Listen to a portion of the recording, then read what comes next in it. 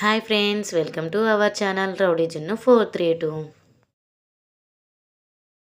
Today recipe వచ్చేసి sweet గోధుమ పిండితో బెల్లంతో చేసుకోవచ్చు. చాలా సింపుల్గా చేసుకోవచ్చు, అలాగే టేస్ట్గా కూడా ఉంటుంది. ఒక్కసారి మీరు కూడా ట్రై చేయండి, మీకు కూడా నచ్చుతుంది. ఇప్పుడైతే ప్రాసెస్లోకి అయితే వెళ్ళిపోదాం. ఫస్ట్ అయితే ఒక గిన్నె అయితే గ్యాస్ పైన అయితే పెట్టుకోవాలి. అందులో అయితే 1 కప్పు బెల్లం అయితే వేసుకోవాలి. 1 కప్పు బెల్లానికి 2 కప్పుల వాటర్ అయితే పోసుకోవాలి. మనం ఈ స్వీట్కి మాత్రం ఎలాంటి పానకం అవసరం లేదు, నార్మల్గానే చేసుకోవచ్చు. ఈ బెల్లం మొత్తం కరిగిపోయేంత వరకు మన వాటర్లో మరిగించుకోవాలి. ఆ బెల్లం మొత్తం కరిగిపోయేంత వరకు మనం అలాగే కలబెట్టుకుంటూ ఉండాలి. చూడండి, ఆల్మోస్ట్ అయితే బెల్లం అయితే కరిగిపోవడానికి అయితే వచ్చింది. మొత్తం కరిగిపోవాలి. చూడండి, అది మొత్తం గడ్డలు గడ్డలు అయితే ఉండొద్దు, వాటర్లో మొత్తం కలిసిపోవాలి. ఆ విధంగా వచ్చేంత వరకు మనం గ్యాస్ పైన పెట్టుకొని స్టవ్ అయితే ఆఫ్ చేసుకుని దాన్ని అయితే పక్కకైతే పెట్టేసుకోవాలి. అది కాస్త చల్లారవ్వాలి, దాన్ని అయితే పక్కకైతే వదిలేయండి. నెక్స్ట్ ఇంకో ప్యాన్ అయితే పెట్టుకొని అందులో మన ఏ కప్పు అయితే బెల్లం తీసుకున్నామో ఆ కప్పులో సగం అయితే నెయ్యి అయితే తీసుకోవాలి. నెయ్యి కాస్త వేడయ్యాక మన 1 కప్పు బెల్లానికి 1 కప్పు గోధుమ పిండి మాత్రమే తీసుకోవాలి.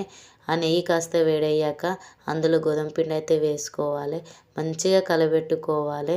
మనకి మంచిగా కలర్ వచ్చేంత వరకు మన గోధుమ పిండిని మంచిగా కలబెట్టుకోవాలి. అలాగే మంచి స్మెల్ కూడా వస్తుందన్నమాట. ఆ స్మెల్ వచ్చేంత వరకు కలబెట్టుకుంటూ ఉండాలి. మంటను మాత్రం సిమ్లో మాత్రమే పెట్టుకోవాలి. మీడియం కానీ హైలో కానీ అస్సలు పెట్టుకోకూడదు, తొందరగా మాడిపోతుంది.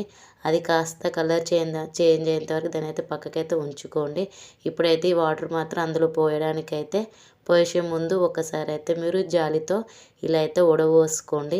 ఎందుకంటే అందులో మనం బెల్లంలో ఏదైనా చెత్త ఏదైనా ఉంటే అదంతా తీసేయచ్చు కదా, అందుకోసమే ఇలా జాలితో ఒకసారి అయితే వడైతే పోసుకోండి. ఇప్పుడైతే చూడండి, కాస్త అయితే కలర్ అయితే చేంజ్ అయింది కదా, అందులో కొంచెం కొంచెం మాత్రమే పోసుకోవాలి.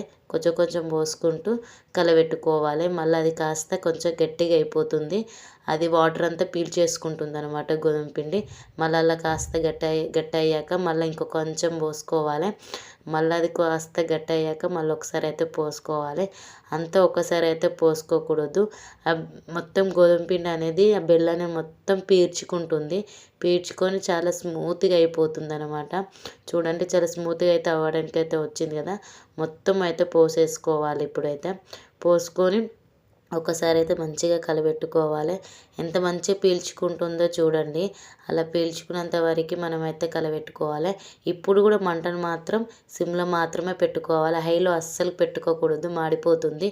చూడండి, వాటర్ అంతా గోధుమ పిండి అంతా పీల్చేసుకుంది కదా. ఇప్పుడైతే చూడండి, ఆ విధంగా అయితే అవుతుంది. ఇటు తిప్పితే అటు తిప్పితే మొత్తం ఒక సైడ్కి అయితే వచ్చేస్తుంది.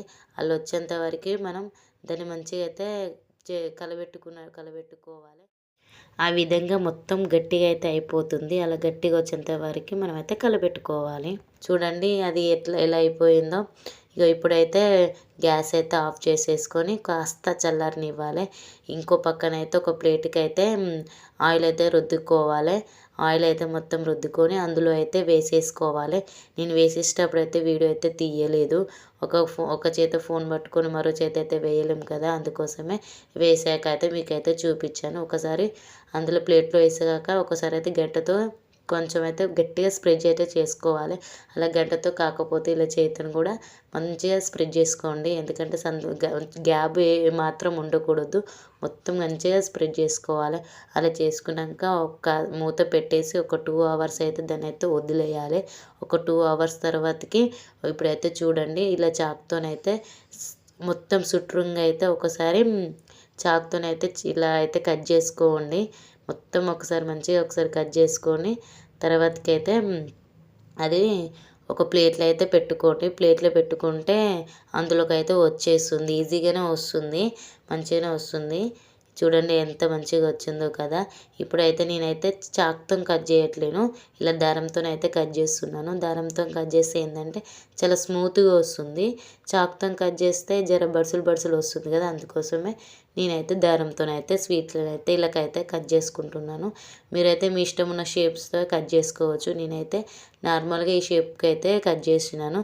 చూడండి ఎంత మంచిగా వచ్చిందో. ఒక్కొక్క పీస్ అయితే చాలా బాగుంటుందన్నమాట. చూడండి ఎంత స్మూత్‌గా ఎంత మెత్తగా ఉందో. చాలా బాగుంటుందన్నమాట ఈ స్వీటు. మీరు కూడా ట్రై చేయండి. మీకు కూడా నచ్చుతుంది. ఒక 1 వీక్ వరకు ఉంటుందన్నమాట ఈ స్వీటు. ఇది ఫ్రిడ్జ్‌లో కూడా స్టోర్ చేసుకోవచ్చు. ఈ వీడియో మీకు నచ్చిందే అనుకుంటున్నా. నచ్చితే లైక్ చేయండి, సబ్స్క్రైబ్ చేసుకోండి. Bye bye.